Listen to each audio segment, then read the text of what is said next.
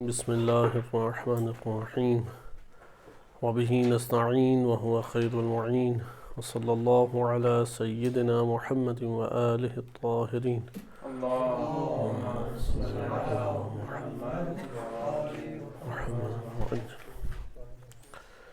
کتاب ولایت فقیہ، ولایت، عدالت و فقاہت، ہمارا فقاہت و عدالت، ہماری گفتگو آیت اللہ العظمی جوادی عاملی حفظہ اللہ تعالیٰ کی اس کتاب کے ضمن میں چل رہی تھی۔ کتاب میں ہم فصل سوم کا مطالعہ کر رہے تھے، جس میں دلیل عقلی محض کے اوپر گفتگو ہو رہی تھی ہماری۔ اس میں آپ نے ملاحظہ کیا کہ ولایت فقیہ کی ضرورت کے اوپر کہ اس کا ہونا ضروری ہے آج کے دور میں۔ پہلے تو آپ اس اصطلاح کے معنی سمجھ چکے ہیں، کیونکہ اس اصطلاح کے معنی کے اوپر بھی بہت سارے شبہات اور بہت سارے شکوک آج کے دور میں کھڑے کر دیے گئے ہیں، اور اہل علم چونکہ ان کتابوں کا مطالعہ نہیں کرتے، تو مکتب امام خمینی رحمۃ اللہ علیہ میں یا قرآن کریم و آیات روایات اہل بیت علیہ السلام کی روشنی میں جو دلیل قائم کی گئی ہے اس کو پھر صحیح طریقے سے سمجھ نہیں پاتے۔ اس لیے ہم نے آغاز میں ہی ولایت فقیہ کے پہلے معنی کو ذکر کیا۔ جیسے آپ کو یہ کلمہ سننے کو ملتا ہے کہ ایک ولایت الفقہاء ہے اور ایک ولایت فقیہ کا جو نظریہ پیش کیا جاتا ہے وہی ولایت فقہاء ہے۔ ولایت فقہاء یہ ہے کہ ہر فقیہ بزرگوار کو ولایت شرع کی طرف سے حاصل ہے۔ تو آپ کیسے کہتے ہیں کہ ایک ولی فقیہ ہوگا یا ایک ولی فقیہ ہے؟ تو انہوں نے امور حزبیہ میں یا حاکم شرع کے عنوان سے علم فقہ میں جزوی طور پہ جو حق دیا ہے، شریعت نے ولایت دی ہے فقیہ کو، حاکم شرع کو، مجتہد کو، تو اس کو انہوں نے ایک قسم کی ولایت سمجھی۔ اگرچہ یہ حاکم شرع کی اصطلاح اپنی جگہ پر ایک معنی رکھتی ہے کہ آیا ایک وقت میں کئی حاکم شرع ہو سکتے ہیں، مثلا ایک ہی شہر ہے اور ایک ہی شہر میں مثلا 20 حاکم شرع ہوں، تو پھر کس کی چلے گی حاکم شرع کی؟ پھر کس کی مانی جائے؟ پھر کس کے پاس جایا جائے؟ لہٰذا حاکم شرع کی ایک اصطلاح حاکم ہی کے عنوان سے ہے، کیونکہ اس کا آغاز ہی کہاں سے ہو رہا ہے؟ حاکم۔ ابھی تو توضیح المسائل کے ضمن میں اتنا بیان کر دیا جاتا ہے کہ ہر مرجع تقلید وہ حاکم شرع ہے، ہر مرجع تقلید کو فلاں فلاں چیزوں کی ولایت حاصل ہے۔ بہرحال ہم ابھی اس بحث میں وارد نہیں ہوتے، کیونکہ آگے دلیل نقلی محض آ رہی ہے تو اس میں آپ کی خدمت میں آراء پیش کی جائیں گی۔ لیکن یہ بات ہمارے پاس مسلم ہے کہ ولایت الفقہاء کے معنی میں ولایت فقیہ ہم نے مراد نہیں لیا، یا جب ولایت فقیہ کہا جاتا ہے جو امام خمینی رحمۃ اللہ علیہ نے نظریہ پیش کیا، اور اسی طرح آیت اللہ جوادی عاملی حفظہ اللہ تعالی ہیں، رہبر معظم ہیں، شہید مطہری، شہید صدر، یا دیگر جو ہمارے بزرگ اکابر علماء گزرے ہیں، وہ ولایت فقیہ سے مراد ولایت کیا معنی تھا کہ اجرائے قانون، صحیح ہے، مدیریت کرنا، قانون مدیریت کرنا اور قانون کو جاری کرنا، نہ قانون کو بنانا، نہ قانون کو لے کے آنا، نہ شریعت کو تشکیل دینا، بلکہ کیا ہے مطلب تھا کہ مدیریت، معاشرے کو چلانے والا، معاشرے کے اوپر حاکم، معاشرے کی مدیریت کرنا اور قانون کے اجراء کے ذریعے سے مدیریت کرنا۔ اور فقیہ سے مراد یہ ہے کہ جامع شرائط فقیہ، جیسے کہ بعض بہت بڑا ایک اشتباہ کرتے ہیں کہ اگر ولایت فقیہ میں فقیہ سے مراد آپ جامع شرائط فقیہ لیتے ہیں اور پاکستان میں یہ نظام آ جائے تو پھر تو دیوبندی آئے گا، پھر تو اہل حدیث آئے گا، پھر تو بریلوی آئے گا، اور وہ جب آئیں گے تو بنو امیہ اور بنو عباس جیسی حکومتیں لوٹ کے آ جائے گی۔ ایک بہت ہی بیہودہ قسم کا آپ کہہ لیں کہ ایک اعتراض ہے۔ آپ اگر بنو امیہ کی حکومت جا کے دیکھیں، شیعہ اور سنی دونوں متفق ہیں کہ بنو امیہ اسلامی حکومت نہیں تھی۔ اہل سنت بھی کہتے ہیں کہ وہ خلفاء کی حکومت نہیں ہے، وہ کیا ہے، وہ کیونکہ وہ تقسیم اہل سنت کی تقسیم خلفاء راشدین کی پہلے 4 خلفاء کے لیے ہے، خلیفہ اول، خلیفہ دوم، خلیفہ سوم اور امام علی علیہ السلام خلیفہ چہاروں۔ وہ اس کے بعد یا پنجم امام حسن مجتبیٰ علیہ السلام کو مانتے ہیں، لیکن 6 مہینے کا دور ہے، قلیل ہے بہت۔ اس کے بعد کہتے ہیں ملوکیت آ گئی، یا کم سے کم خلافت نہیں ہے، تو کیسے یہ آپ اس کو اس سے جوڑ رہے ہیں؟ ولایت فقیہ اسلامی حکومت ہے، جبکہ اہل سنت اور شیعہ دونوں متفق ہیں کہ بنو امیہ کی جو حکومت ہے وہ اسلامی حکومت نہیں تھی، بنو عباس کی حکومت اسلامی حکومت نہیں تھی۔ نمبر 2، آپ یہ تصور کرتے ہیں کہ جمہوری سلسلوں کے اندر، جمہوری حکومتوں کے اندر، وہاں پہ شیعہ جو ہے وہ اپنی جگہ بنا کے اپنے مفادات کو اور اپنے منافع کو لے سکتا ہے اور وہ حاکم بن سکتا ہے۔ تو آپ بتائیں، اگر بنو امیہ اور بنو عباس جیسی حکومتیں آ جائیں تو شیعہ اس طرح کے نہیں پہنچے ان کے اندر درباروں میں؟ کیا وہ بعض علاقوں کے اندر حاکم نہیں ہوئے؟ آپ ایک اور آپ نے یہ کلمہ سنا ہوگا کہ نجاشی جو ہے حاکم گزرے اہواز کے۔ ایک نجاشی کون ہے؟ اور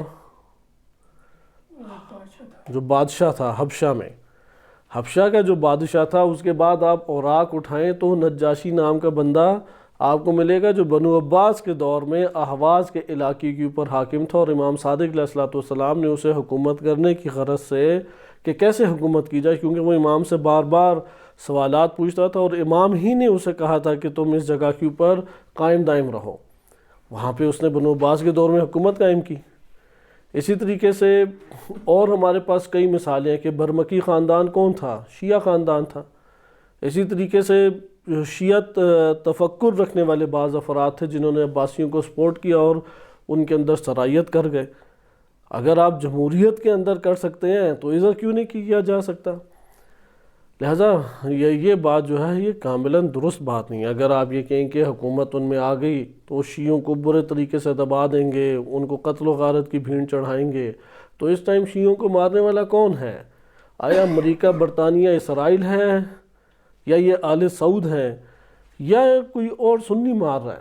سنی تو ہم جانتے ہیں نہیں مار رہا، پیچھے سے انہوں نے ٹولہ بنایا ہے، خاص گروہ بنایا ہے، اس کو انہوں نے پیچھے سے ذہن بنانے کے لیے انہوں نے ادارے قائم کیے ہیں، فنڈنگ انہیں بڑے پیمانے پہ ہوتی ہے۔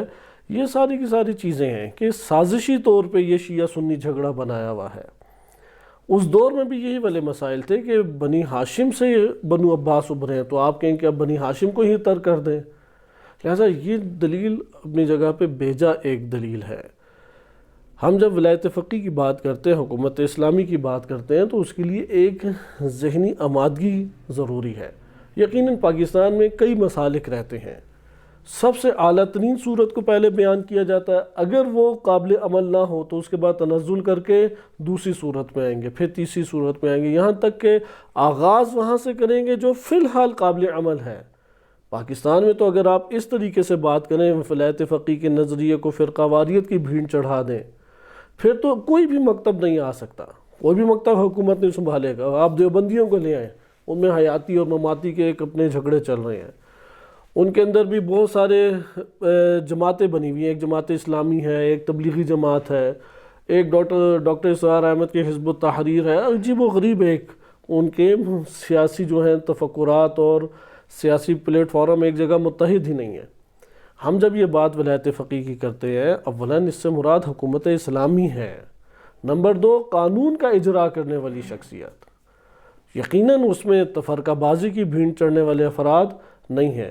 اور یہ بھی ایک سیکولر ذہن کی نشاندہی کرتا ہے کہ امریکہ، اسرائیل، برطانیہ، سیکولر، مادہ پرست، ان لوگوں کی حکومتیں قبول ہیں، لیکن ایک ایسے فرد کی حکومت قبول نہیں ہے کہ جو اسلامی قوانین کو اجرا کرنا چاہتا ہے اور اسلام کے مطابق چلنا چاہتا ہے۔ ایک اور یعنی الفاظ دیگر، طالبان جو ہیں وہ تمام سنیوں کی عکاسی نہیں کرتے، طالبان زر خرید افراد ہیں کہ جو ایک سازشی ٹولہ ہے کہ جو امریکہ اور اسرائیل کے ہاتھوں پہ تشکیل پایا۔ داعشی جو ہیں وہ سارے سنیوں کی ترجمانی نہیں کرتے، ایک سازشی ٹولہ ہے کہ جو بعض ایسے مسائل کھڑے کیے، مثلا شیعوں کے اندر انہوں نے تبرہ پارٹی بنائی تاکہ وہ تبرہ کریں اور ادھر سے زمین ہموار ہو، کیونکہ ویسے تو زمین ہموار نہیں ہو سکتی، اس کے لیے کوئی نہ کوئی سبب ایجاد کرنا پڑتا ہے۔ تو انہوں نے شیعہ دنیا سے ایک تبرہ پارٹی بنائی، اس کے ذریعے سے زمین ہموار کی گئی، اور زمین ہموار کر کے میدان میں داعشیوں کو لایا گیا کہ قریب اسرائیل ہے، وہ اسرائیل کو نہیں مارتے، شیعوں کی طرف آتے ہیں، اہل بیت علیہ السلام کی طرف آتے ہیں۔ یہ تو سنی ٹولہ نہیں ہے، یہ تو اہل سنت کی ترجمانی نہیں کر رہے۔ یہ وہ افراد ہیں کہ جو امریکہ برطانیہ کے ساتھ سازشی طور پہ شکار ہوئے ہیں، بالکل اسی طرح جیسے ہمارے بعض علماء خود امریکہ برطانیہ میں بیٹھے ہیں اور ان کی ولایت میں زندگی بسر کرتے ہوئے ان کی ولایت کو قبول کرتے ہیں، یعنی ان کے امریکہ اور اسرائیل کی حکومتیں ان کو زیادہ بہتر نظر آتی ہیں دوسروں سے، یعنی بنو امیہ اور بنو عباس کی نسبت زیادہ بہتر نظر آتی ہے۔ ہماری نگاہ میں تو دونوں ہی ایک دوسرے سے بدتر ہیں، چاہے امریکہ اور اسرائیل ہو یا بنو امیہ بنو عباس کی حکومتیں، دونوں ایک دوسرے سے بدتر ہیں، کیونکہ ایک بادشاہت کا نظام ہے، ایک جمہوریت کا نظام ہے، دونوں ہی دور ہیں۔ بنو امیہ بادشاہت کا نظام ہے، اس سے پہلے بادشاہت عالم اسلام میں پائی نہیں جاتی تھی، اگرچہ ہم اس خلافت کے اوپر بھی اعتراض رکھتے ہیں کیونکہ وہ لوگوں کی طرف سے یا خود بنائی گئی خلافت تھی۔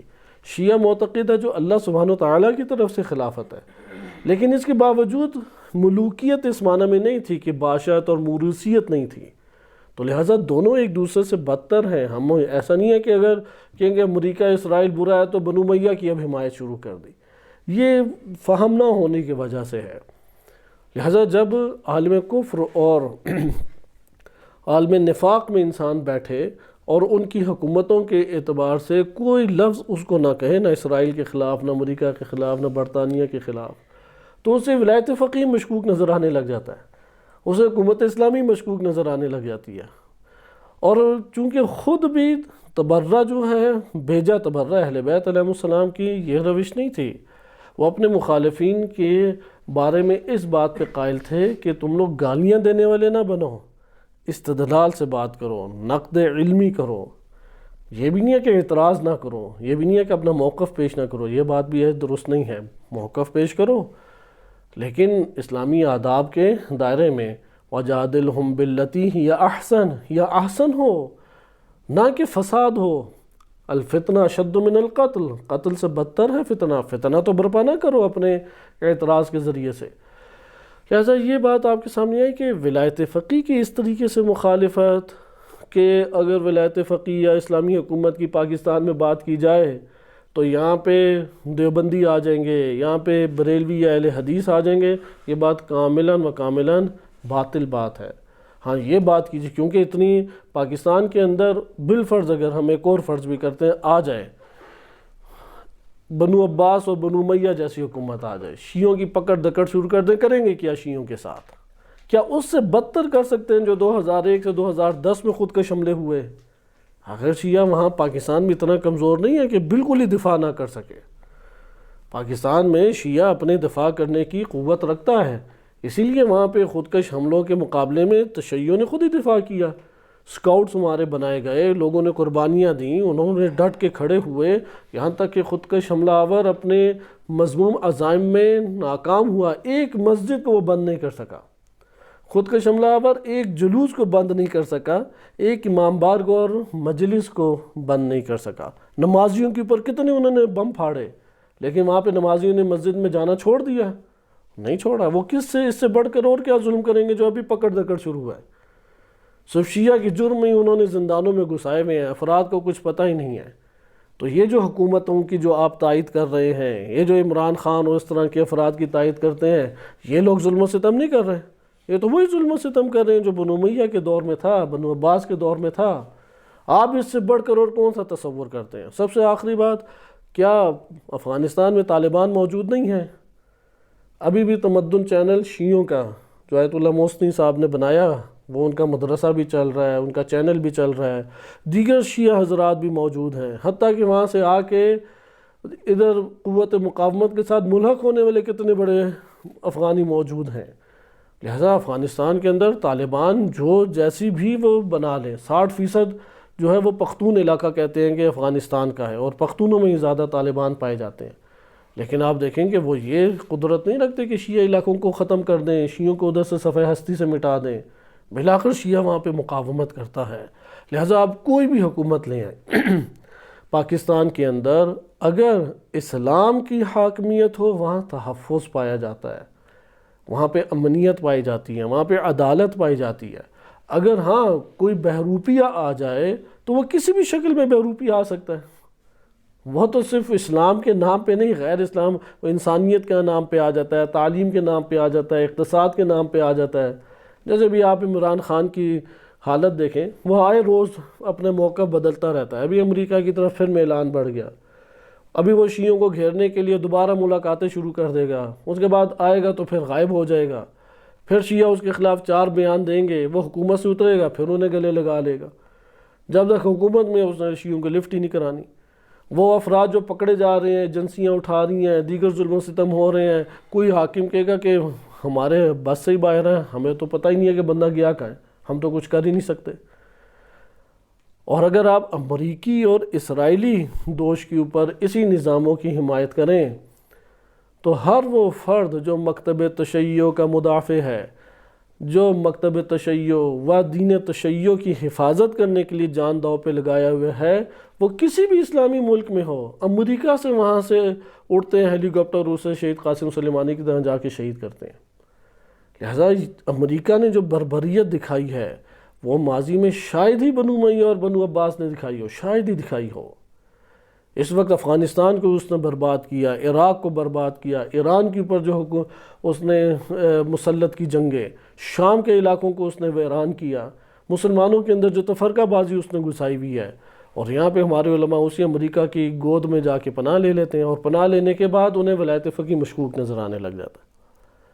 لہذا یہ انتہائی ایک تعجب آور چیز ہے۔ بالآخر دار الکفر اور دار النفاق یہ دو ایسے گھر ہیں کہ اس کے اندر اگر آلودہ ہو جائے تو اسے اسلامی نظام، اسلامی قانون کا اجراء وہ مشکوک نظر آتا ہے۔ اس لیے ولایت فقیہ کی بدیہی چیز ہے، امام خمینی رحمۃ اللہ علیہ فرماتے ہیں، یہ بیمار ذہنوں کو اور معاشروں کو کر دیا، اور وہاں پہ افسوس ہوتا ہے جب امامہ پوش افراد یہ کریں، اور خود کو بٹھایا ہوا ہے دار الکفر میں، اور پھر یہ والے کام باز کر رہے ہوتے ہیں۔ یا حوزہ علمیہ کے اندر ہی بعض ایسے افراد بیٹھتے ہیں کہ جن کے دل آلودہ ہیں، انہوں نے اپنے آپ کو دار النفاق میں پہنچایا ہوا ہے، اور پھر یہاں پہ اسلامی قوانین، عدالت اسلامی، اجراء قوانین اسلامی، اس کی مخالفت شروع کر دیتے ہیں۔ اس کی مخالفت سے یا آپ کے سکوت سے کون فائدہ اٹھاتا ہے؟ وہ دشمن مد مقابل فائدہ اٹھاتا ہے۔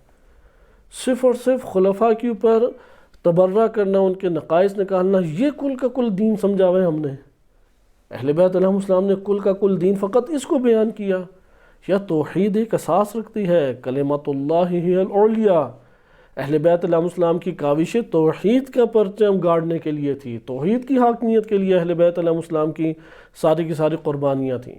تو کہاں پہ ہے توحید کی یہ ساری حاکمیت کی باتیں، توحید کے قوانین، اللہ تعالیٰ کے قوانین، اس کا اجراء، یہ غم دلوں کے اندر کہاں پہ چلا گیا؟ اہل بیت علیہ السلام کا تو غم ہی یہ تھا کہ حاکم جب اللہ کی ذات ہے، مخلوق یہ اللہ کی ہے، یہ گھر اللہ کا ہے، ملکیت اللہ کی ہے، قانون اللہ کا ہے، تو بندے کیوں اس کے سامنے اکڑتے ہیں، کیوں اس کی حاکمیت قبول نہیں کرتے؟ ایسا یہاں پہ یہ بات ہمارے سامنے آئی کہ ان مغالطات کو کسی قسم کی ہمیں توجہ نہیں دینی چاہیے۔ وَإِلَّا یہ جو ضرورت ہے ولایت فقیہ کی، آج ہم دلیل کے طور پہ بات کر رہے ہیں، دلیل وہاں دی جاتی ہے جہاں پہ ایک چیز نظری ہو۔ ولایت فقیہ بدیہی امور میں سے ہے، لہذا اسے دلیل سے زیادہ ہمیں کہنا چاہیے مؤیدات، یہ مؤیدات ہیں حقیقت میں۔ وَإِلَّا تصور کریں اگر ہم انسانی معاشرے کا اور قانون اسلامی کے اجراء کا، تو یہ صرف اور صرف تصور اس بات کو ثابت کرے گا کہ ولایت فقیہ کے ذریعے سے قانون کا اجراء ہونا چاہیے۔ اور جب قانون کا اجراء ہو، فاسق لوگ تو تڑپیں گے، جیسے بھی آج کل ایران کے حالات ایسے ہی ہیں کہ صرف پردے کے قانون کو انہوں نے جاری کرنے کے لیے سنجیدگی دکھائی ہے۔ ابھی تو معاشرے کے اندر وہ حدود جاری نہیں کی کہ جو حدود و تعزیرات کے باب کے عنوان سے ایک حکم جاری ہو سکتا ہے جو فسق و فجور معاشرے کے اندر پھیلا رہا ہو، جو فحاشی معاشرے کے اندر پھیلا رہا ہو، معاشرے کو انحراف اور گمراہی کی طرف لے کے جا رہا ہو، اس کی بالآخر سزا اس دین اسلام کے اندر ہے۔ ابھی تو وہ اس کی طرف نہیں ہے، صرف سنجیدگی دکھائی ہے۔ تو دیکھیں کہ کس طریقے سے ادھر لوگ تڑپنے لگ گئے، اور یہاں پہ تعجب آور بات ہے، ہر دور میں اسی طرح سے قاضی شریح جیسے بندے رہے ہیں، ابو موسیٰ اشعری جیسے بندے رہے ہیں۔ جب بھی ولایت کی بات آئی ہے تو مقابلے میں بعض امامہ پوش افراد کھڑے ہوتے ہیں، اور یہاں پہ بھی بعض معروف ترین امامہ پوش افراد ہیں جنہوں نے شدید ترین تنقید کی ہے، کہ جنہوں نے ان مظاہرین کو اور ان فاسق اور بدکردار افراد کو پکڑنے کی کوشش کی ہے، وہ بجائے اس کے کہ ان شر انگیز افراد کے اوپر تنقید کریں، ان فاسقین اور بدکاروں کی پر تنقید کریں، وہ اسلامی حکومت و اسلامی قوانین و اجراء قانون کے اوپر تنقید کرنے لگے کہ کس نے کہا کہ آپ یہ قانون کو اجرا کریں، یعنی سارے کے سارے باطل قوانین اجرا ہوں۔ جیسے کہ پاکستان میں ایک انتہائی غیر مہذب بل، جو تاریخ بشریت میں ایسا بل کبھی پاس نہیں ہوا، وہ بل پاس کر دیا ہے امریکہ کے دباؤ کی وجہ سے، اس کے اوپر کوئی کمنٹ نہیں، کوئی اس کے اوپر گفتگو نہیں، کوئی اس پر جذبات نہیں۔ لہذا اسلامی قوانین کا اجرا در حقیقت یہ اللہ تعالیٰ کی حاکمیت کی طرف معاشرے کو لے کے جانا ہے، در حقیقت اہل بیت علیہ السلام کی طرف معاشرے کو لے کے جانا ہے۔ اور یاد رکھیں جب تبلیغ کا مورد ہوتا ہے تو پہلی جو صورت ہے وہ بیان کی جاتی ہے تاکہ ذہنوں کو اس کے ہمراہ آمادہ کریں۔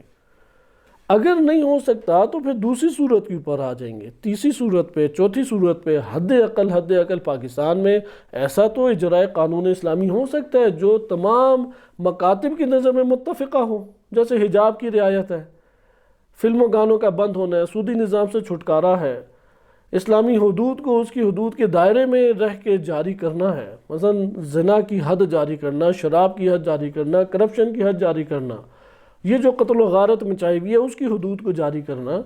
کیا یہ کسی فرقے کی نظر میں مذموم چیز ہے؟ اس سے فرقہ واریت کوئی جنم لیتی ہے، اسے بنو امیہ بنو عباس آ جاتا ہے۔ پھر آپ بنو عباس اور بنو امیہ کا دور پڑھیں، اغانی اصفہانی کی پڑھیں تو آپ کو معلوم ہوگا، کتاب الاغانی ہے، کہ کس قدر بدکاری پھیلی ہوئی تھی۔ آپ اہل بیت علیہ السلام کی سیرت کا مطالعہ کریں، اہل بیت علیہ السلام کو بنو امیہ اور بنو عباس میں جو بدکاری اور فحاشی آزادانہ پھیلی ہوئی تھی، اس کے ساتھ کاملاً جہاد کرنا پڑا ہے۔ ائمہ اہل بیت علیہ السلام کی اخلاقی آپ روایات کو پڑھیں، واقعات کو پڑھیں، اس کے ساتھ باقاعدہ جہاد کیا ہے۔ کس نے کہا وہ اسلامی حکومتیں تھیں؟ کس نے کہا وہاں پہ ولی فقیہ بیٹھا ہوا تھا؟ ٹائٹل آپ کوئی بھی دے دیں، آپ وزیر اعظم نام رکھ دیں، آپ امیر المومنین نام رکھ دیں، آپ کوئی اور نام رکھ دیں، اس سے تو کوئی فرق نہیں پڑتا۔ جیسے یہ ہمارے پاس ایک پہلو موجود تھا، آئے ہم اب ادلہ پہ چلتے ہیں، کیونکہ دلائل جو ہیں یہ دلائل در حقیقت مجبوری کی وجہ سے اسے دلائل کہنا پڑ رہا، وَإِلَّا یہ دلائل نہیں ہیں، یہ مؤیدات ہیں، یہ جو ہمارے سامنے حکم ہے اس کو مزید آشکار کرتے ہیں کہ حتماً و حتماً ہونا چاہیے۔ اس میں ہم نے دلیل عقلی محض پڑھی، دلیل عقلی محض، اور دوسری دلیل ہمارے پاس تھی جو مرکب ہو۔ کس سے مرکب ہو؟ کہ جو عقل اور نقل کے ساتھ مرکب ہو، اور تیسری ہے جو نقل محض ہے۔ جیسا کہ حوزہ علمیہ میں فقہ کے دائرے میں رہتے ہوئے صرف دلیل نقلی محض کو مطالعہ کرتے، پہلی دو کو مطالعہ عموماً نہیں کیا جاتا، اس لیے وہ طلاب جو پہلی دو کو مطالعہ نہیں کرتے وہ دلیل نقلی محاذ کے اوپر فوراً روایات کی سندوں کے اوپر آ جائیں گے، اور سندوں میں بھی تقلید کرنی ہے، جبکہ سندی رجالی بحثیں انشاءاللہ آئے گا، وہ بحثیں تحقیقی بحثیں ہیں، نہ کہ ایک فقی نے کہہ دیا تو اب بس اندھادھند ہم اس کو مان لیں۔ جیسے آیت اللہ خوئی رحمۃ اللہ علیہ کا بڑا نام لیا جاتا ہے، ہر ہی مسئلے میں آج کل انہوں نے نام لینا شروع کیا ہوا ولایت فقی کے، ایک جس طرح مختار کے مسئلے کے اوپر نام آج کل تو انقلابی حلقہ بھی لے رہا ہے، ولایت فقی کے مرحلے میں انقلابی حلقہ چپ ہو جائے گا، کیونکہ ولایت فقی کی جو روایات ہیں جو مطلب کو ثابت کرتی ہیں، آیت اللہ خوئی رحمۃ اللہ علیہ نے ان سب کو ضعیف قرار دیا ہے۔ اب یہاں پہ انقلابی حلقہ بالکل نہیں بولے گا، وہ یہاں پہ آیت اللہ خوئی کی بات نہیں لے گا، یہاں پہ نہیں دیکھے گا کہ اس یہ اختلاف ہے یا نہیں۔ لہٰذا آیت اللہ خوئی رحمۃ اللہ علیہ نے اگر کوئی حکم لگایا، جیسے مختار کی احادیث جو ضم والی احادیث ہیں، وہ اگرچہ مختار کے اس کام کے اوپر سارے خوش ہیں، یہ پروپیگنڈا کیا جاتا ہے مختار کی تحلیلی اگر ایک بحث کی جائے اور اس میں کسی پہلو پہ نقد کی جائے تو مختار کی کل شخصیت کے اوپر تمام اعمال کے اعتبار سے نقد ہو گئی۔ ٹھیک، کبھی بھی ایسا نہیں ہوتا، کسی بھی شخص کے اوپر اگر نقد کریں، اس کے ذاتی اعمال ہیں، اعمال حسنہ ہیں اس کے۔ اسی طریقے سے قاتلان امام حسین علیہ السلام کو چن چن کے جو قتل کیا ہے، اس کے اعتبار سے بھی ہمارے پاس ادلہ ہیں، بلکہ آپ اگر احادیث کا مطالعہ کریں تو احادیث میں علامہ مجلسی رحمۃ اللہ علیہ نے بالخصوص ان احادیث کو لے کے آئے ہیں کہ بعض روایات ہیں کہ اللہ تعالیٰ اشرار کو اشرار ہی کے ذریعے سے بھگاتا ہے۔ اگر اللہ نے اشرار کو اشرار کے ذریعے سے بھگایا تو ہم ناخوش ہو جائیں گے یا خوش ہوں گے اس کے اوپر بھی، لیکن اس سے ہم ان اشرار کی تائید کریں گے؟ تائید نہیں کریں گے۔ ادھر یہ مراد قطعاً نہیں ہے کہ یہ پروپیگنڈا شروع کر دیں، یہ روایت کے الفاظ ہیں اور علامہ مجلسی نے روایت سے استفادہ کی ہے، میری اپنی کوئی نظر نہیں ہے کہ نعوذ باللہ ہم مختار کو ان اشرار میں سے قرار دے دیں، ایسا نہیں ہے۔ لیکن یہ بات ضرور ہے کہ یہ تقلیدی چیزیں نہیں ہیں، یہ تحقیقی چیزیں ہیں۔ لہذا سارے کے سارے افراد یہ اعتراف کرتے ہیں کہ امام حسین علیہ السلام کے قاتلوں کا جو قتل کیا ہے مختار نے، وہ بہت عظیم کام کیا ہے، مومنین کے دلوں کو ٹھنڈک پہنچائی ہے، تشفی پہنچائی ہے۔ لیکن اس کا یہ مطلب نہیں ہے کہ اس کے کسی پہلو کی بغیر آپ نقد نہیں کر سکتے ہیں، لیکن وہ نقد اس کے اس دائرے میں ہی ہے۔ تو یہاں پہ بھی اسی طریقے سے کہ یہ جو آیت اللہ خوئی رحمۃ اللہ علیہ کی حدیثیں لے کے آتے ہیں، اب وہ انہوں نے چند مسائل چنے ہوئے ہیں کہ جن مسائل میں ان کا موقف آیت اللہ خوئی سے ثابت ہو رہا ہے، اور بعض ایسے مسائل ہیں جس میں آیت اللہ خوئی کی موقف سے اور ان کے صحیح سند روایات سے جو معاشرے میں پھیلا ہوا ایک نظریہ ہے وہ باطل ثابت ہوتا ہے، ادھر آیت اللہ خوئی کا نام نہیں لیں گے۔ وہ بعض حساس موضوع میں نہیں بیان کرتا کہ اس کو تشیع کے خلاف آج کل سمجھ لیا جاتا ہے، لیکن یہ ذہن نشین کریں کہ اگر اس طرح سے ہم اپنے نفسانی رجحان کے مطابق چیزوں کو لینے لگ جائیں تو اس سے بیان دین کبھی بھی نہیں ہوتا۔ اسے آپ یہ کہیں گے یہ میرے اپنے نفسانی رجحانات اور میلانات کی بنیاد کے اوپر چیزیں ہیں کہ جو میں نے بیان کی ہیں۔ آئیں اب دیکھیں کہ دلیل عقلی محض، کیونکہ ایک حصہ ہم پڑھ چکے تھے، اسی کی تشریح ہے کہ میں آپ کی خدمت میں وہ سابقہ نہیں دوبارہ دہراتا جو دلیل عقلی محض کے ضمن میں ہم پڑھ چکے ہیں۔ انہوں نے دلیل عقلی محض کو پہلے چند صفحوں میں بیان کیا، پھر چند نکات ذکر کیے، تقریباً 7 نکتے ذکر کیے ہیں۔ ان 7 نکتوں میں ہم 3 نکتے پڑھ چکے تھے گزشتہ درس میں۔ یہ 3 نکتے میں آپ کی خدمت میں تیزی سے بیان کر دیتا ہوں کہ پہلا نکتہ ہے کہ ضرورت وحی اور نبوت ہے۔ کتب کلامی اور فلسفی اس بات کو واضح کرتی ہیں کہ ہمیں وحی کی بھی ضرورت ہے اور نبوت کی بھی ضرورت ہے، اس کے بغیر انسانی معاشرہ اور انسانی زندگی نہیں چل سکتی، نہ عبادات کے اعتبار سے، نہ دنیافی نفعات لینے کے اعتبار سے۔ یعنی ہمیں ضرورت نبوت کہاں پر ہے، اس چیز کو ذرا دقت سے لیں۔ میں آپ کی خدمت میں وہ عربی عبارت پڑھ دیتا ہوں کہ جو ہم گزشتہ درس میں نہیں پڑھ سکے تھے۔ یہ ابن سینا نے 2 جگہ کے اوپر بحث کی ہے ضرورت نبوت، البتہ عقلی پیرائے میں۔ ابن سینا کا ہم اس لیے یہاں پہ تذکرہ کر رہے ہیں تاکہ عقلی دلیل عقلی محض ہے، صحیح، دلیل عقلی محض ہے تو ادلہ بھی عقلاء کی لے کے آئیں گے۔ ابن سینا نے ایک الہیات شفا میں بحث کی۔ آپ جانتے ہیں الہیات مقالات کے اوپر مشتمل ہے، جیسے آپ چیپٹرز بناتے ہیں نا، اور ہر چیپٹر میں باب میں کیا ہوتا ہے، فصل ہوتی ہے، لیکن الہیات کس طریقے سے مرتب کی ابن سینا نے کہ مقالات ہیں اور ہر مقالہ میں فصلیں ہیں۔ تو مقالہ نمبر 10 جو ہے اس کے اندر فصول ہیں، فصل اول، فصل دوم، شاید 6 یا 7 فصلیں یا 5 فصلیں، اس طرح سے فصلیں ہیں۔ پس الہیات کس کے اوپر مشتمل ہے، مقالات کے اوپر۔ 10ویں مقالے کی فصل دوم، دوسری فصل جو ہے وہ نبوت کی ضرورت نبوت کے اوپر مشتمل ہے۔ اس کے اندر انہوں نے کیا دلیلیں پیش کی ہیں، کیونکہ جو فصل اول ہے وہ بھی اسی طریقے سے ضرورت نبوت ہی کا ایک مقدمہ ہے۔ انہوں نے اس طریقے سے دلیل پیش کی ہے کہ اگر وحی نہ ہو اور نبی نہ ہو تو ہم عبادات کو نہیں سمجھ سکیں گے۔ ہر کوئی ایک طور پہ اللہ کی عبادت کرے گا، صرف سجدہ کر سکے گا، ممکن ہے صرف دعا کر سکے، لیکن عبادات کی جو جامعیت ہمارے پاس موجود ہے وہ ہمارے ہاتھ میں نہیں آ سکے گی۔ پہلی یہ وحی کے ذریعے سے یہ نماز آئی، وحی کے ذریعے سے روزے کا پتہ لگا، وحی کے ذریعے سے حج کا پتہ لگا، تمام کے تمام جو شریعت ہے وہ تو موقوف وحی کے اوپر ہی ہے۔ نمبر 2 چیز، دنیاوی نفع جات۔ اگر ہم شریعت کے قوانین کو نہ مانیں، ممکن ہے 200 سال بعد پتہ لگے کہ جو قانون ہم نے بنایا تھا وہ اتنے لوگوں کو ہلاک کر گیا، اتنے گھروں کو برباد کر گیا، اس لیے دنیاوی نفع نہیں لے، مثلا سود، ربا کی وجہ سے معاشرہ پورا بیٹھ جاتا ہے، غربت اور فقر چھا جاتا ہے، اور ایک طبقہ اوپر امیر بن کے حاکم ہو جاتا ہے۔ اب یہ سود کو کس نے آ کے حرام قرار دیا؟ شریعت نے آ کے حرام قرار دیا۔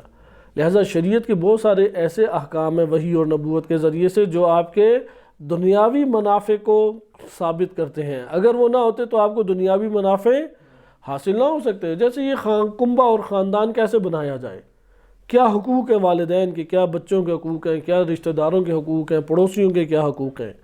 آپ دنیاوی منافع نہیں لے سکتے، یہ دوسری چیز، اس کے اوپر بہت غور کریں۔ اس کی ایک اور جنبہ یہ بھی آتا ہے، مثلا سب سے پہلے کشتی کس نے بنائی؟ کہتے ہیں نوح علیہ السلام نے۔ اچھا، اسی طریقے سے سب سے پہلے لوہے کو کس نے یہ ٹیکنالوجی ایجاد کی کہ پگھل جائے؟ داؤد علیہ السلام نے۔ سوئی سب سے پہلے یا دھاگا کس نے بنایا؟ مثلا جناب ادریس علیہ السلام نے۔ ہر وہ چیز جو بنیادی ضرورت انسان کی زندگی میں رکھتی ہے وہ انبیاء سے شروع ہوئی ہے، لباس کے اعتبار سے، گھر بنانے کے اعتبار سے، آلات بنانے کے اعتبار سے، یہ ساری چیزیں کس سے شروع ہوئی ہیں؟ انبیاء علیہ السلام سے۔ حکماء کے انہی دلائل کو تمام شیعہ، سنی، وہابی، اہل حدیث انہوں نے اپنی عقائد کی کتابوں میں درج کیا ہے۔ لہٰذا اگر یہ انبیاء علیہ السلام نہ ہوتے اور وحی نہ ہوتی تو یہ ابتدائی زندگی جن چیزوں سے شروع ہوتی ہے اس کا انسان کو آسانی سے علم نہیں ہونا تھا۔ تیسری ہے کہ اخروی جو ہمیں فوائد ملیں گے، اخروی زندگی ابدی زندگی ہے، اگر یہ وحی اور نبوت نہ ہوتی تو اخروی زندگی ہم آباد کر پاتے؟ کبھی بھی آباد نہ ہو پاتی۔ اسی طریقے سے اور انہوں نے چند دلائل اس کے ضمن میں اس طریقے سے پیش کیے ہیں کہ انسان کی جو مقامات ہیں، معنوی مقامات ہیں، تزکیہ نفس کی بنیاد کے اوپر، مثلا زاہدین ہیں، عارفین ہیں، عابدین ہیں، علماء و فقہا ہیں، یہ مراتب ہمیں معلوم ہوتے وحی اور نبوت کے بغیر؟ انسان جو ہے وہ ایک دائرے میں بند ہو کے رہ جاتا۔ لہٰذا انسان کو یہ والے مقامات بلند سارے کے سارے وحی و نبوت کے ذریعے سے ملے۔ پھر ہماری اجتماعی زندگی ہے، اجتماعی زندگی کی ذمہ داریاں ہیں، اجتماعی زندگی کے قوانین ہیں، اجتماعی زندگی درم بھرم ہو کے رہ جاتی اگر یہ اللہ تعالیٰ کی وحی اور نبوت نہ ہوتی۔ ظلم کو آپ ظلم نہ کہتے، جیسے مقولے اس وقت بھی غرب میں چھائے ہوئے ہیں کہ سیاست میں کوئی دین ایمان نہیں ہوتا، اس لیے طاقتور جو ہے اسے جینے کا فقط حق حاصل ہے۔ یہ بڑے بڑے فلاسفہ کے مقولے ہیں اور اسی کے اوپر آج عمل بھی ہو رہا ہے۔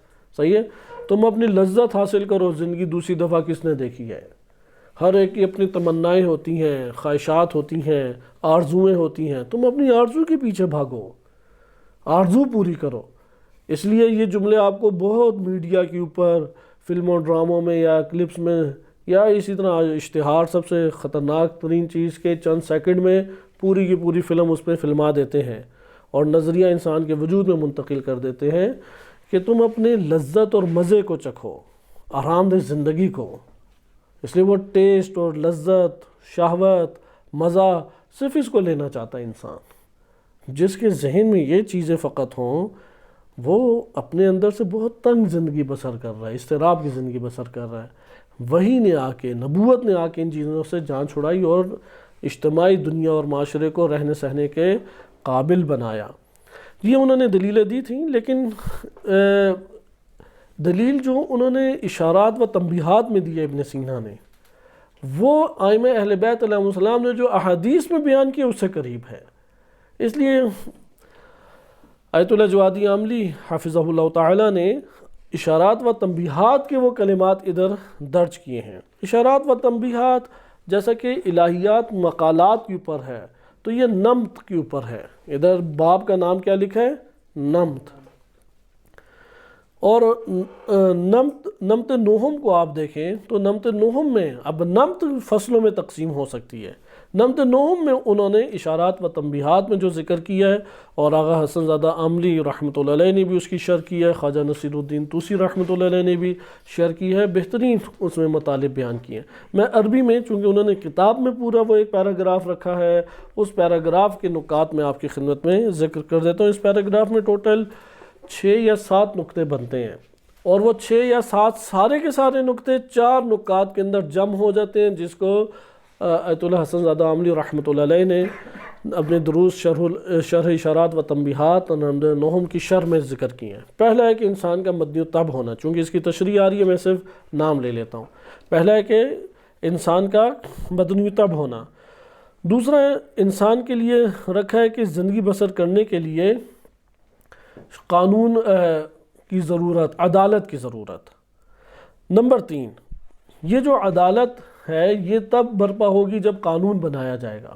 بس نمبر 1 مدنی الطبع ہونا، نمبر 2 عدالت کی ضرورت، نمبر 3 عدالت کا اجرا کس سے ہوگا؟ شریعت اور قانون آ کے عدالت کی حفاظت کریں گے۔ شریعت اور قانون نہ ہو تو عدالت کی حفاظت بھی ممکن نہیں ہے۔ اس لیے قانون پھر کون بنائے یہ والی بحث آتی ہے، ہر کوئی کہے کہ میں قانون بناؤں گا، دوسرا کہ میں قانون بناؤں گا، تو یہ تو وہی جھگڑا، لڑائی جھگڑا اور فساد برپا ہو جائے گا۔ چوتھا انہوں نے ذکر کیا ہے کہ شریعت کی اطاعت کرنے کے لیے اور شریعت کی مخالفت سے بچنے کے لیے ثواب اور عقاب کا نظریہ پیش کیا جائے۔ اطاعت کے اوپر ثواب کی یقین دہانی کرائی جائے اور مخالفت کے اوپر عذاب اور عقاب کی بشارتیں دی جائیں تاکہ معاشرہ چل سکے۔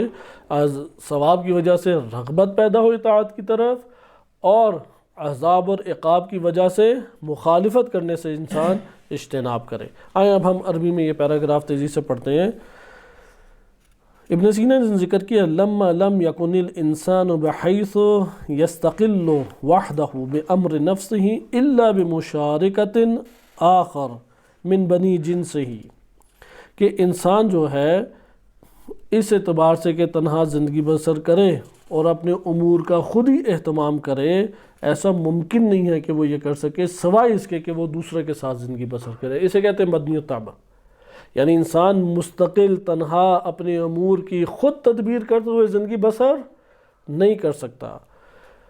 یہاں پہ ہم شہید مطہر رحمۃ اللہ علیہ کے افکار کے ضمن میں تھوڑی تفصیلی بحث ادھر پڑھ چکے ہیں۔ میں ایک سوال آپ کی خدمت میں ابھارتا ہوں جس سے آپ کی توجہ اس طرف چلی جائے۔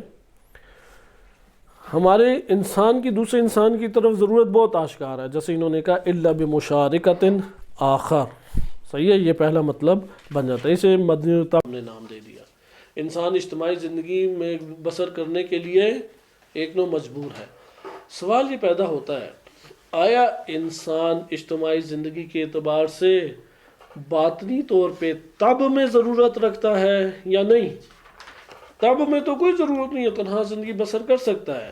بیرونی طور پہ عوامل ہیں کہ جو اس کو اس چیز کے اوپر ابھارتے ہیں اور اس چیز کے اوپر مجبور کرتے ہیں کہ تم دوسرے انسانوں سے مل کے زندگی بسر کرو، کیونکہ اپنا اہتمام وہ خود نہیں کر سکتا۔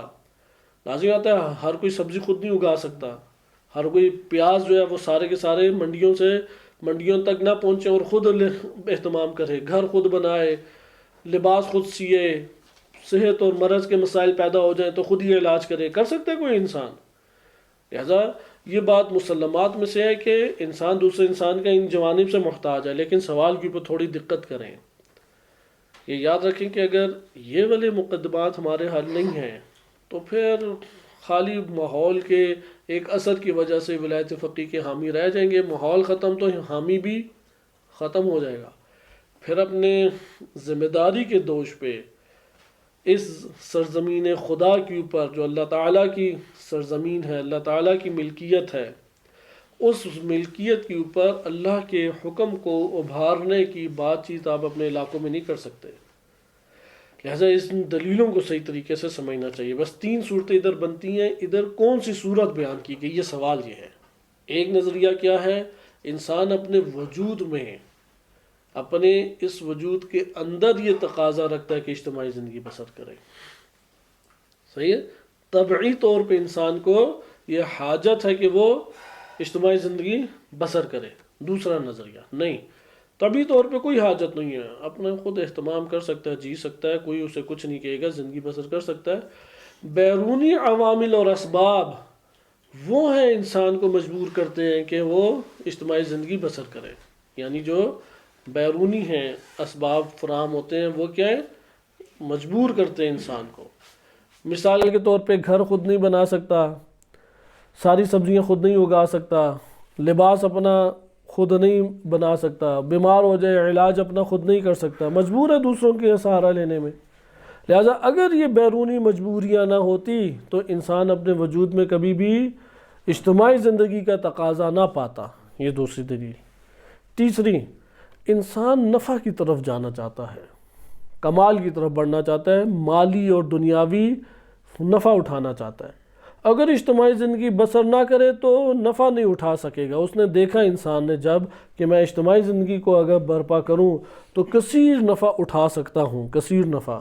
تو اس بنیاد کے اوپر اس نے اجتماعی زندگی کو وجود دیا۔ جیسے ابھی آپ اسی کا اندازہ لگا لیں کہ ایران کے اندر موجودہ حالات میں چونکہ سارے یہ شیطانی جو ادھر اعمال انجام پائے، اس کے اصل اسباب پیچھے سے وہ انسٹاگرام اور واٹس ایپ تھا۔ تو ابھی تو حالات پہ قابو پا لیا، لیکن انہوں نے ایران کے اندر انسٹاگرام اور واٹس ایپ ابھی بند کیا ہوا ہے، اور ان کمپنیوں کے لیے شرائط رکھ دی ہیں کہ وہ ہماری ان شرائط پہ اترتے ہیں تو ہم کھولیں گے، ورنہ ایران کے اندر اسے بند کر دیں گے۔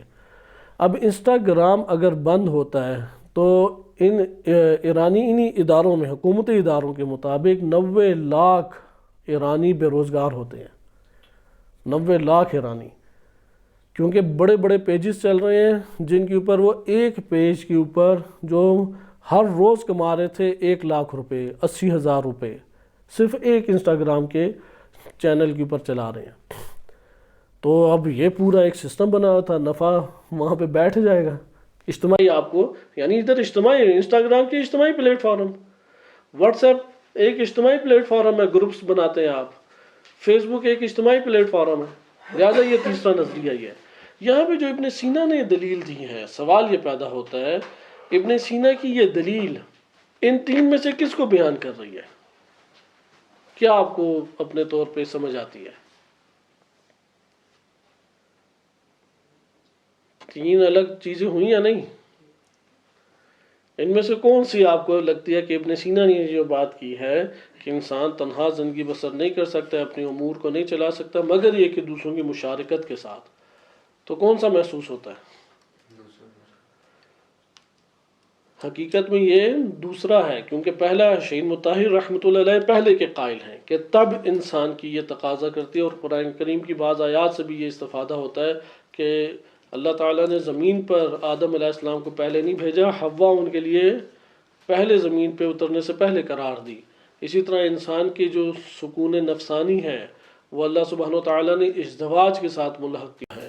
بہرحال اس طرح سے دلیلیں موجود ہیں، لیکن یہاں پہ دوسرا امر ذکر کیا جا رہا ہے، اور وہ دوسرا امر کیا ہے کہ ہم اپنی زندگی بسر کرنے کے لیے دوسروں کے محتاج ہیں۔ پھر آگے ذکر کرتے ہیں وَبِمُعَارِضَةٍ وَمُعَارِضَةٍ تجریان بینہما، کہتے ہیں کہ اب جب اجتماعی زندگی بسر کرنے لگے تو ایک ہی نفع کے اوپر دو کا ٹکراؤ ہو گیا، یا ایک کا نفع دوسرے کا ضرر۔ یہاں پہ جب تنازع پیدا ہو گیا تو تنازع کا حل کیا ہے؟ وہ تو اجتماعی زندگی کو آپ کی ختم کر دے گا۔ مثال کے طور پہ ایک کو بالفرض مال چاہیے، اور آپ کو مال ایک اور امر کے لیے جم کر رہے ہیں، آپ کو بھی مال چاہیے، وہ آ کے اس مال کے اوپر جھگڑا کرتا ہے، مثلا لوٹ کے لے جاتا ہے۔ وہ کہے گا کہ میری بھی ضرورت ہے، آپ کہیں گے میں نے کمایا میری بھی ضرورت ہے۔ اس نے کہا ہر ایک اپنی ضرورت پوری کرے، ہم نے کب یہ کہا ہے کہ آپ نے نہیں کمایا آپ ہی نے کمایا۔ تو یہاں پہ اب کیسے اس تنازع کو دور کیا جائے؟ زمینوں کے مسائل ہر ملک میں اسی طریقے سے ہیں، مال کے مسائل اسی طریقے سے ہیں، کام کے مسائل اسی طریقے سے، بعض کام لے لیتے ہیں اجرت نہیں دیتے، تو طرح طرح کے تنازع ہیں۔ اب تنازع کی وجہ بھی آشکار ہے، سرکشی انسانی نفس کے اندر پائی جاتی ہے، بغاوت پائی جاتی ہے۔ جیسے بھی آپ یہ دیکھیں سوشل میڈیا کے اوپر لان تان چلتی ہے، وہ کہتا ہے تم نے میرے نظریے کے مطابق نہیں بات کی اس لیے تم چلو جی تشیع کے دائرے سے بھی باہر ہو، تمہارے اوپر لان تان بھی ہے، تمہارے اوپر تان تشنیع ہے کیونکہ میرے نظریے کے مطابق نہیں چلے۔ ان سے کہا آپ کے نظریے کے مطابق کیوں چلنا ضروری ہے؟ کیونکہ میرا نظریہ ہی مثلا تشیع کا نظریہ۔ سنیوں میں آ جاؤ کہیں گے میرا ہی نظریہ تسنن کا نظریہ، وہ کہیں گے آپ کب سے ملاک اور معیار ہونے لگ گئے؟ ملاک اور معیار تو قرآن ہونا چاہیے، سنت ہونی چاہیے، حدیث ہونی چاہیے، عقل انسانی ہے، آپ تو معیار نہیں ہیں۔ وہ اب اس کا کوئی جواب نہیں ہے، اس کا جواب کیا تان تشنیع۔ تو یہاں پہ آپ کیسے اس کو رفع کریں گے اس تنازع کو؟ آیا دور کیا جائے اس طریقے سے خاموشی اختیار کر لیں، وہ تو قوی ہوتا چلا جائے گا مد مقابل. وہ پہلے ایک کو دبا رہا ہے، پھر دوسرے کو دبائے گا، تیسرے کو، چوتھے کو. یہ تو خاموشی جو ہے یہ ایک مجرمانہ خاموشی ہے، مجرمانہ سکوت ہے. بالآخر اس مسئلے کو تو ختم کرنا چاہیے کہ ایسے فرد کو جو معاشرے کے اندر سرکشی دکھا رہا ہے، معاشرے کے اندر بغاوت دکھا رہا ہے، اس کے نفس کے اندر شدت سے ایک بغاوت ابھرتی ہے اور وہ دوسرے کے اوپر چڑھائی کرتا ہے، بالآخر کنٹرول کرنا چاہیے کوئی بھی ہو. حتیٰ کہ آدم علیہ السلام کے 2 بیٹے ہیں، معصوم کے بیٹے ہیں، جس نے سرکشی کی آج بھی اسے مذموم جانا چاہتا ہے. وہ تو کوئی واسطوں کے ذریعے سے نبوت کی اولاد نہیں تھی. کنعان نے سرکشی کی، قرآن نے دبا دیا اسے، بتایا کہ لیس من اہلک، اے نوح یہ تیرے اہل سے نہیں ہے. صحیح ہے، یا یہ میرے ظالمین تک یہ عہدہ نہیں پہنچے گا. لہٰذا آپ نے ملاحظہ کیا کہ تنازع کو دور کرنا ضروری ہے یا نہیں. تنازع تو پیدا ہوگا، 2 افراد میں تنازع ہو جاتا ہے، ایک کہتا ہے لائٹ کھلنی چاہیے، دوسرا کہتا ہے نہیں لائٹ بند ہونی چاہیے. 3-4 بندے رہتے ہیں، وہ کہتے ہیں کہ یہاں پہ تم گلاس نہ رکھو، کہتا ہے تمہیں اس سے کیا، میں رکھوں گا. تم کون ہوتے مجھے یہ کہنے والے؟ ایک کہے گا کہ ابھی صفائیوں کا مسئلہ ہے، وہ کہے گا تم کون ہوتے صفائیاں کرنے کا کہنے والے. لہذا اندر سرکشیاں ابھرتی ہیں، سرکشی کو اب کیسے دبایا جائے، بس یہ انہوں نے دوسرا نقطہ بیان کیا، اس کو حل کیا جائے عدالت کے ذریعے سے. لہذا ذکر کرتے ہیں کہ یفرغ کل واحد منہما لصاحبہ عن مہم لو تولاه بنفسہ لازدحم علی الواحد کثیر، کہ ان میں سے جو ہر ایک جو ہے وہ اپنے دوسرے ساتھی کے مقابلے میں آئے گا اور اپنے لیے وہ ایک چیز کو لینا چاہے گا، اور یہاں پہ پھر ایک ٹکراؤ پیدا ہو جائے گا، اور یہ ٹکراؤ جو ہے وہ معاشرے کو ختم کر سکتا ہے. لہذا پھر آگے ذکر کرتے ہیں وَكَانَ مِمَّا يَتَعَسَّرُ إِنْ أَمْكَنَ، اور وہ ممکن بھی ہو تو بہت مشکل ہے کہ وہ اس مسئلے کو خود حل کر لیں. جو تنازع آیا ہے اس کو خود حل کر لیں بہت مشکل ہے. لہذا اب کیا وجب ان يكون بين الناس معاملة وعدل يحفظه شرع يفرضه شارع متمیز باستحقاق طاعت لاختصاصه بآیات تدل على انها من عند ربه. تو یہاں پہ اب حل کیا ہے اس تنازع کا، یہ ذہن نشین رکھیں، ہر جگہ پہ تنازع کا حل چاہیے. ہم کنبہ بناتے ہیں، گھر کے افراد اپنے آپ کو قریب سمجھتے ہیں، لیکن دوریاں پیدا ہو جاتی ہیں، کبھی نہیں ایک دوسرے سے ملتے، تنازع پیدا ہو جاتا ہے. اور تنازع کی ہمیشہ وجہ سرکشی ہی ہے، کہیں پہ بھی ہو سرکشی اور بغاوت ہی وجہ ہوتی ہے، افراط اس کی وجہ ہوتی ہے. تو حل اس کا کیا ہے؟ عدالت کو قائم کیا جائے. اس لیے انہوں نے ذکر کیا کہ یہاں پہ ہم لوگوں کے درمیان پہ معاملے کو کیا کریں گے؟ عدالت کو قائم کریں گے. عدالت کیسے برپا ہوگی؟ شریعت اور قانون آ کے عدالت کی حفاظت کرتا ہے. یہ وہ وجہ ہے کہ امام زمان عجل اللہ تعالی فرجہ الشریف عادلانہ حکومت قائم کریں گے، فرقہ وارانہ حکومت قائم نہیں ہوگی، عادلانہ حکومت قائم ہوگی. یعنی ایسا نہیں ہے کہ اگر شیعوں میں قاتل ہے تو چھوڑ دیا جائے، سنیوں میں قاتل ہے تو حد جاری کر دی جائے، ایسا نہیں ہے. امیر المومنین علیہ الصلوۃ والسلام کے دور میں معتبر حدیث میں وارد ہوا ہے، جناب قنبر کو انہوں نے کہا کہ کوڑے لگاؤ، مجرم تھا، اس کی سزا کوڑے لگنا تھی. تو انہوں نے فرط جذبات میں 5 کوڑے اوپر لگا دیے. تو امیر المومنین علیہ السلام نے اس کے بدلے میں انہیں وہ 5 کوڑے لگائے. ایسا نہیں ہے کہ اب یہ جو بندہ ہے جس نے مخالفت اللہ کی انجام دی ہے اور امیر المومنین علیہ السلام کی جانب سے اس کے پر حد جاری ہونے کا آرڈر آ چکا ہے اور اس پہ حد جاری کی جائے تو اسے اور مارو، اب جتنا مار سکتے ہو اسے مارتے چلے جاؤ. ہمارے ہاں تو ایک اسی طرح تصور ہوتا ہے جیسے جوہلا کے اندر ایسا ہی کام ہوتا ہے. ابھی ثابت نہیں ہوا اس نے اہانت نبی صلی اللہ علیہ وسلم کی ہے یا نہیں کی، سب نے پکڑ کے اسے مار دیا، انتہائی بے دردی سے مار دیا اسے. لہذا آپ نے ملاحظہ کیا کہ انسان کی یہ بھی سرکشی ہے، یہ بھی اس کے اندر جو افراد برپا ہوا ہے یہ قابل تعریف نہیں ہے، قابل سزا ہے. امام علی علیہ الصلوۃ والسلام کا مزید کوڑے لگانا، وائلہ قنبر سے عظیم شخصیت کہاں پہ موجود ہے. خواص میں شمار ہوتے تھے قمبر امیر المومنین علیہ السلام کے، اور راتوں کو سوتے نہیں تھے، کیونکہ امام علی علیہ السلام دیر رات کو گھر کی طرف جاتے تھے، مسجد سے دیر تک عبادات کرتے تھے، تو خدشہ یہ قمبر کو لگا رہتا تھا کہ کہیں کوئی حملہ نہ کر دے ان پہ انجانے میں، تو وہ خاموشی سے ان کو پہرا دیتے تھے فاصلے سے، کیونکہ پتہ تھا امام نے وہ منع کر دینا کہ میرے پیچھے نہ چلو۔ تو ایک دن قمبر پکڑے گئے کہ امام نے پوچھا کہ کیوں تم میرے پیچھے چل رہے ہو؟ کہا کہ مجھے خدشہ ہے کہ حالات ٹھیک نہیں ہیں، کوئی اچانک نکل کے آپ کے اوپر حملہ نہ کر دے اور اس ٹائم آپ کو مدد کی ضرورت ہو۔ تو امام نے فرمایا کہ تم آسمان سے مصیبت سے جو نازل ہونی ہے اس سے تم مجھے بچاؤ گے، یا زمین سے بچاؤ گے، دائیں سے بائیں سے، کہاں سے بچاؤ گے مجھے؟ یہ تو میرے بس سے باہر ہے۔ پھر امام علیہ السلام نے قرآن کی آیت پڑھی کہ اللہ سبحانہ و تعالیٰ نے حفاظت کے لیے فرشتے رکھے ہیں، اور جو مصیبت بھی ہے اگر وہ اللہ تعالیٰ نے آزمانا ہے تو آ کے رہے گی۔ صحیح؟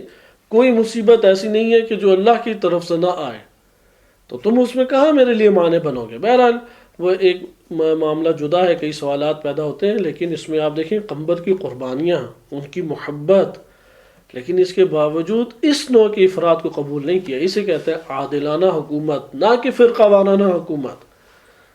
یہ والے جو مقولہ ہے، یہ بعض ایسے افراد جو دارالکفر میں بیٹھے ہوئے انہیں قطعاً سمجھ نہیں آتا، وہ فرقہ وارانہ حکومت کو سمجھتے ہیں اسلامی حکومت، وہ فرقہ وارانہ چیزوں کو سمجھتے ہیں کہ یہ دین تشیع کی مدد ہے اور حکومت ہے، مناظروں کو سمجھتے ہیں کہ یہ شیعت ہے۔ شیعت مناظرے تھوڑی ہے۔ لہذا امام زمان عجل اللہ تعالی فرجہ الشریف آئیں تو وہ عادلانہ حکومت قائم کریں گے، فرقہ وارانہ حکومت قطعاً و قطعاً قائم نہیں کی جائے گی کہ اگر امام کا دستور جاری ہو جائے اسے مارو تو اب سارے پکڑ کے مارتے ہی رہو اسے، اور ماریں اس کے اوپر، اور نہ یہ کہ اپنے آپ کو بھی اور مارو۔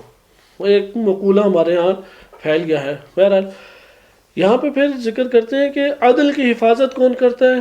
شریعت آ کے عدالت کے مقولے کو قائم کرتی ہے، اللہ کا قانون آ کے عدالت کے مقولے کو قائم کرتا ہے۔ لیکن یہاں پہ ایک اور پھر مسئلہ انہوں نے ذکر کیا، شارع ہے جو فرض یہ قرار دے گا۔ صحیح ہے؟ شارع جو ان ساروں میں متمیز ہے، جدا ہے۔ شارع کیوں تمام مخلوقات اور تمام خلقت سے جدا ہے؟ کیونکہ وہ خالق ہے۔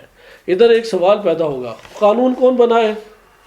جب ہم 4 بندے بیٹھے ہیں، وہ کہے گا کہ ایک کہے گا 10 بجے لائٹ بند ہونی چاہیے، کہے گا نہیں کیوں 10 بجے لائٹ بند ہو، 12 بجے لائٹ بند ہوگی۔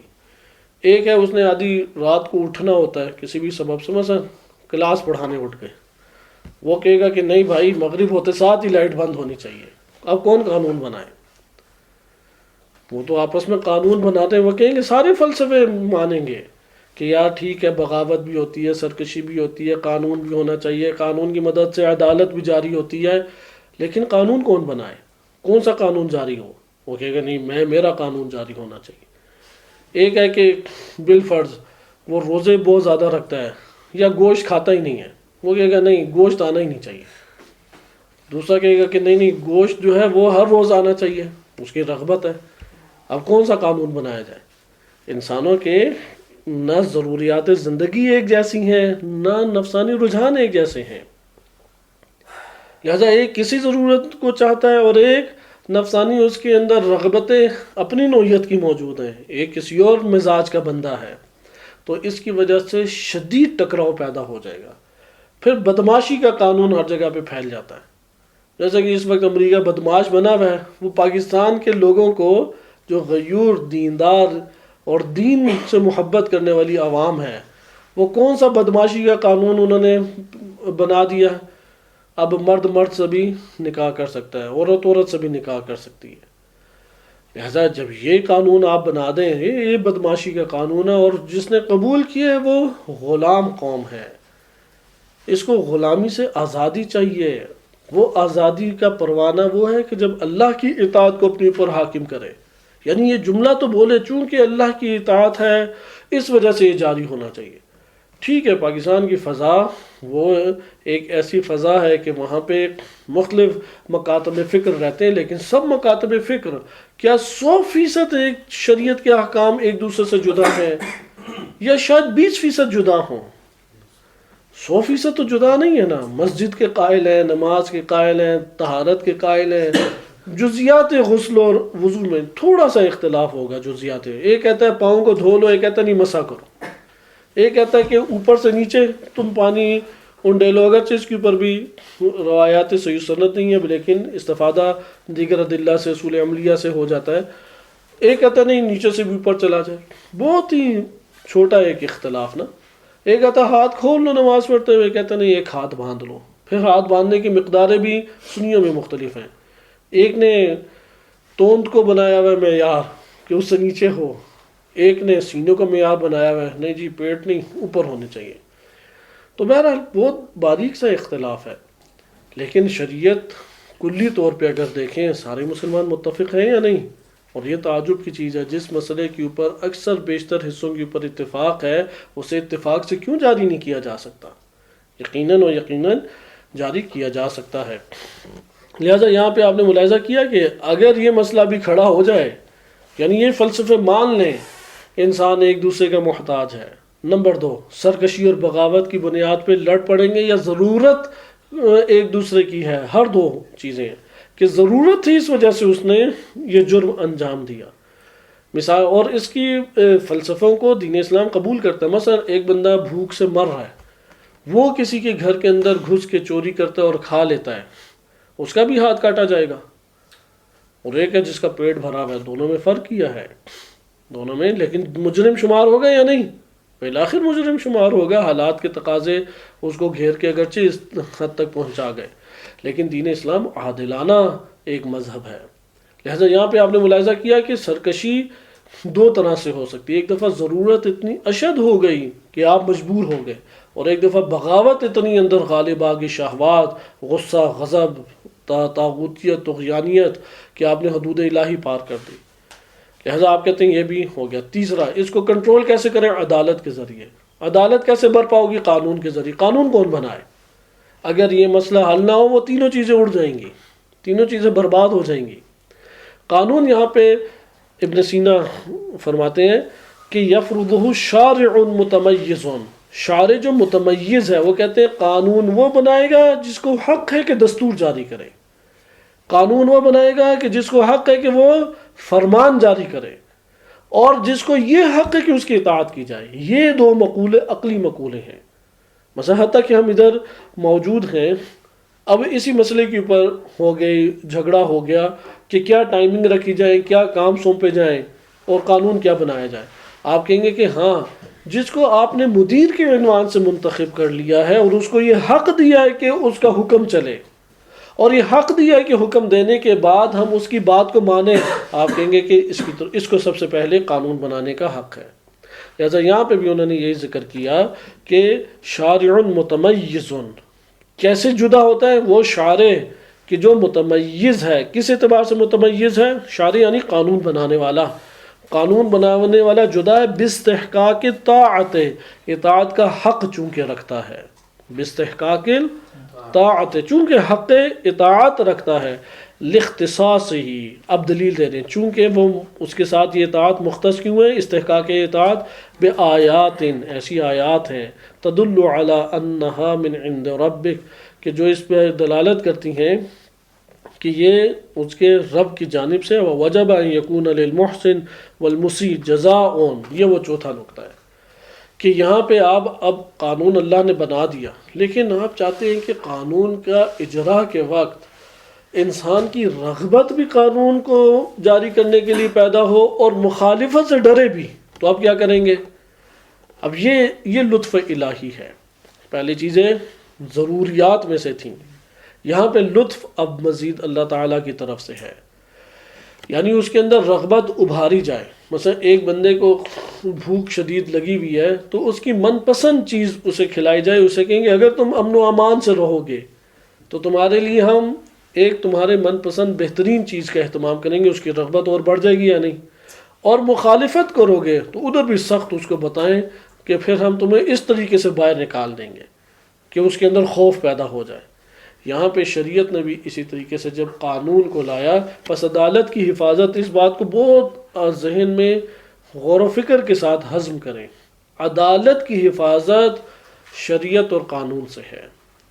اس لیے شریعت اور قانون کہا جا رہا ہے کہ اصل لفظ قانون تھا، لیکن ادھر قانون بے معنی الہی قانون ہے، نہ کہ ہر کوئی بنا لے، اس کا جواب لینے کے لیے۔ اس لیے عدالت کی حفاظت کس سے؟ قانون اور شریعت سے۔ قانون کے اوپر سارے مان لیں کہ عدالت کی حفاظت آج غرب بھی، سیکولر بھی، یعنی شیطانی طبقہ بھی یہ بات مانتا ہے اور رحمانی طبقہ بھی یہ بات مانتا ہے کہ کس سے قانون کی عدالت کی حفاظت ہوگی؟ قانون سے۔ لیکن شیطان آ کے کہاں پہ گڑبڑ کرتا ہے؟ قانون بنانے والے مسئلے کے اوپر۔ یہ حساس مسئلہ ہے، لہذا قانون کو بنائے کون؟ ہم یہ نظریہ رکھتے ہیں اللہ تعالیٰ بنائے، عالم ہے، خالق ہے، رب ہے، وہ فرمان جاری کرنے کا مستحق ہے، وہ اطاعت جس کی جائے اس کا مستحق ہے، کیونکہ ولی ہے۔ بہرحال قانون اللہ تعالیٰ کی ذات بنائے گی، اس لیے عدالت کی حفاظت کس سے ہوگی؟ قانون سے۔ قانون یعنی شریعت کے معنی میں قانون۔ اب جب یہ باتیں مکمل ہو گئیں تو جب اجرا کا مورد آئے گا تو ادھر اجرا کے مورد کے لیے زمین ہموار کرنے کے لیے کہ یہ قانون کی مخالفت نہ ہو تاکہ اطاعت ہو سکے، تو پھر کیا شریعت نے رکھ دیا کہ جو اطاعت کرے گا اس کے لیے بہت سا ثواب ہے، اس کے لیے فلاں فلاں مثلا سہولیات ہیں، اور جو نافرمانی کرے گا اس کے لیے عذاب اور عقاب ہے۔ اور جب یہ آئے گا تو عذاب اور عقاب کا سن کے انسان مخالفت سے ڈرے گا، اور ثواب کو سن کے انسان کی رغبت اس کی انجام دہی کی طرف جاتی چلی جائے گی۔ تو یہ ہمارے پاس فلسفہ ہے، وَوَجَبَ أَن يَكُونَ لِلْمُحْسِنِ وَالْمُسِيءِ جَزَاءٌ عِنْدَ الْقَدِيرِ الْخَبِيرِ۔ اللہ سبحانہ وتعالیٰ جو قدیر خبیر ہے اس کے پاس ضروری ہے کہ محسن کے لیے اور مسیء دونوں کے لیے جزا ہو۔ فَوَجَبَ مَعْرِفَةُ الْمُجَازِ وَالشَّارِعِ وَمَعَ الْمَعْرِفَةِ سَبَبٌ حَافِظٌ لِلْمَعْرِفَةِ کہ بقیہ یہ عبادات سے مربوطہ اور عارفین کا اس کے اندر تذکرہ ہے۔ یہ ہمارے پاس پہلا نقطہ کامل ہوا جو دلیل محاذ میں تھا کہ یہ ابن سینا کے کلمات تھے، لیکن یہی بعین ہی فلسفہ کام بیان ہوا ہے۔ امام صادق علیہ السلام کی روایت سابقہ دروس میں آپ پڑھ چکے ہیں جو الکافی میں موجود ہے، بعین ہی یہ ادھر بھی فلسفہ موجود ہے۔ اس وجہ سے آیت اللہ جوادی عاملی نے یہ سطور ابن سینا کی لکھی، کیونکہ یہ دلیل عقلی محاذ ہے، لیکن ایسی دلیل عقلی محاذ ہے کہ ائمہ علیہ السلام کی روایات میں بھی اس کا تذکرہ موجود ہے۔ دوسرا نقطہ اس میں کہ اب یہ چند نکات آپ تیزی سے ملاحظہ کریں، چونکہ 7 نکات ہیں دلیل عقلی کے اس ضمن میں، تو پہلا نقطہ چونکہ یہ والا حصہ صاحب کا درس میں رہ گیا تھا، آج ہم نے مطالعہ کیا۔ دوسرا حصہ اس کے اندر وہ یہ ہے کہ دلیل عقلی محض کیا تفاوت اس دلیل سے جو عقل اور نقل کے ساتھ مرکب ہے وہ کیا ہے، وہ تفاوت یا فرق، یعنی دلیل عقلی خالص دلیل عقلی میں اور اس دلیل عقلی میں کہ جو عقل اور نقل دونوں سے مرکب ہوتی ہے، اس میں کیا فرق ہے، وہ بھی ہمارے لیے ضروری ہے، انشاءاللہ پڑھیں گے آگے، اگلا ہمارا درس اسی کے اوپر ہے۔ فرق یہ ہے دلیل عقلی کے جتنے مقدمات ہیں وہ سارے کے سارے عقلی ہیں، وہ قرآن اور احادیث سے لے کے نہیں آئے، کاملاً کیا ہیں؟ عقلی ہیں۔ جیسے بھی آپ نے ساری باتیں، 3 آپ نے باتیں پڑھی، انسان مدنی طبع ہے، انسان کو تنازع دور کرنے کے لیے عدالت کی ضرورت ہے، عدالت کو قانون کی ضرورت ہے، قانون کو ایک بندے کی طرف یا ایک ہستی کی طرف نسبت دے سکتے ہیں، زیادہ کی طرف نہیں، اس کی ضرورت۔ یہ ساری عقلی باتیں ہیں یا نہیں؟ یہ عقلی باتیں، اس میں کوئی ہمارے پاس نقل سے دلیل نہیں ہے۔ وہ جو ہم نے کہا ہے کہ ملفق بالعقل والنقل، تلفیق جس میں پائی جاتی ہے، یعنی مرکب ہے عقل اور نقل سے، اس کے بعض مقدمات عقلی ہیں اور بعض مقدمات نقلی ہیں، نقل سے۔ جیسا کہ انہوں نے ذکر کیا کہ آپ اگر دین کی ہمیشہ ضرورت کے اوپر دلیل لے کے آنی ہے، اور دین جب تک انسان اور انسانی معاشرے ہیں، دین کی جاویدانہ ضرورت ہے، ابدی ضرورت ہے دین کی، جب تک انسان ہے یہاں پہ دائمی ضرورت ہے۔ اس کو مثلا آپ سورۃ فصلت آیت نمبر 42 سے لے کے آتے ہیں، لا یأتیہ الباطل من بین یدیہ ولا من خلفہ، باطل نہ اس کے سامنے سے آ سکتے نہ پیچھے سے آ سکتا ہے، باطل اس میں صلاحیت نہیں کر سکتا۔ قرآن کریم میں دین میں باطل صلاحیت کبھی بھی نہیں کر سکتا۔ اب یہ دوام کو بتا رہی ہے یا نہیں؟ ہر معاشرے میں، ہر دور میں ایسا ہے یا نہیں؟ اب یہ آپ ایک بات لے کے آئیں گے اور اس کے ساتھ اب آپ ملحق کریں ایک اور مقدمہ عقلی، تو یہاں سے آپ جریان ولایت فقی کو ثابت کریں گے، کہیں گے یہ دیکھو دین جو اللہ تعالیٰ نے عطا کیا یہ 260 ہجری تک مقید نہیں تھا، یہ جریان تو کہہ رہا وَلَا يَأْتِيهِ الْبَاطِلُ مِن بَيْنِ يَدَيْهِ وَلَا مِن خَلْفِهِ، یہ تو نہ 260 ہجری سے پہلے باطل اس کے اندر صلاحیت کر سکتا تھا، اور اللہ نے حق دیا ہے، اور جن مقاصد کے لیے شریعت کو اور قرآن کو نازل کیا 260 ہجری تک وہ مقاصد موجود تھے، آج بھی وہی فلسفے باقی ہیں۔ لہٰذا آپ نے اس سے ولایت فقی کا ایک استنباط کیا اور ایک عقلی دلیل اس جگہ پر قائم کی۔